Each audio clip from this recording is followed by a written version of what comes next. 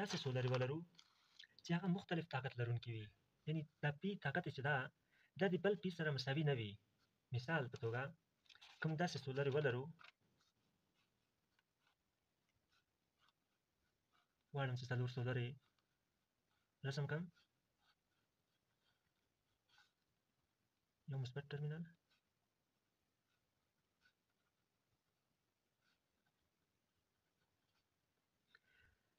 مختلف طاقت لرونکي سولري وي. نو هغه سولر سره څه تفاوت لري چې یو ډول طاقت لرونکي لکه تیر هم چې ویله. اوس غواړو چې دا مسلسل اول سولر معلومو چې څومره واټ لرونکي دي.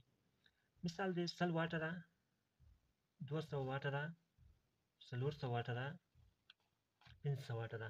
غواړي چې بازار کور دپاره بیټرۍ دپاره داسې ته سولر وصل کړي دي، یعنی ټولو طاقت مختلف ده.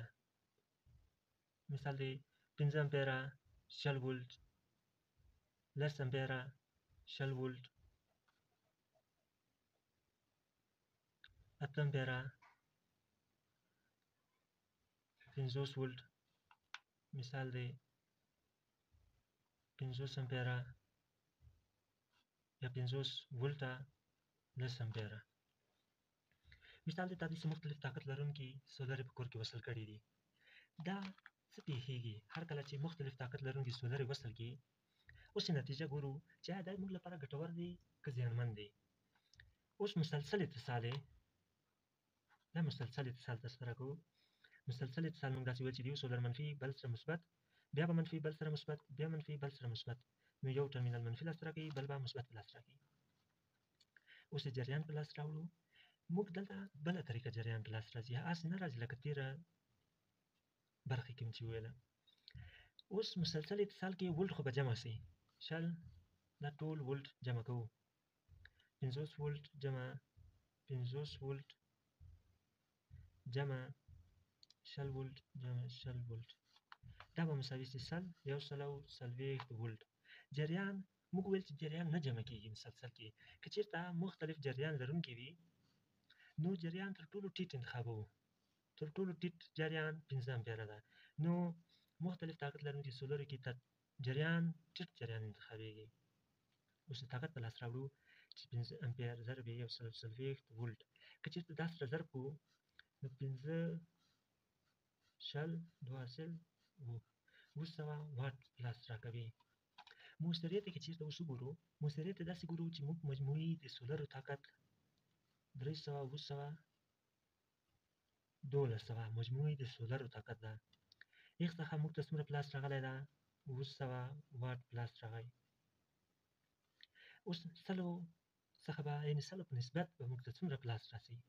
طرفین وسطین x ضرب 1200 مساوي کېږي 200 ضرب 100 تقسیم پر 1200. که چېرته دواړه خواوې په 1200 وویشو نو دا به د دې سره کټ سي، نو x به مساوي سي د 2 صفرونه د 2 صفرو سره له منځه ځي.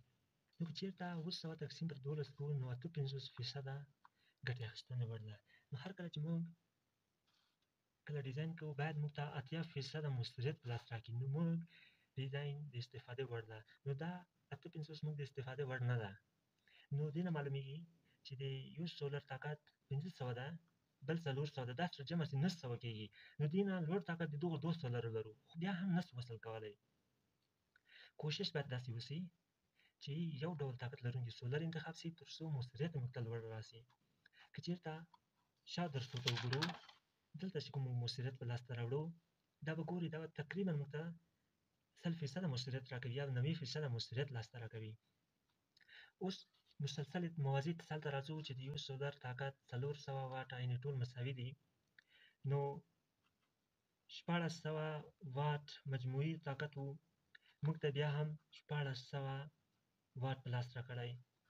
نو دې نه معلومیږي 100% موږ ته موثریت په داسې طریقو کې لاسته راځي، مسلسل طریقو موازي طریقو کې چې طاقت یو ډول وي. هر کله چې مختلف طاقت لرونکي سولر وي هلته موثریت کمیږي، د هغه لوړ طاقت لرونکي سولرو طاقت هم ضایع کوي. نو دې لپاره داسې سولر نشو انتخابولی چې طاقت یې نورو سره تفاوت ولري، ډېر تفاوت ولري.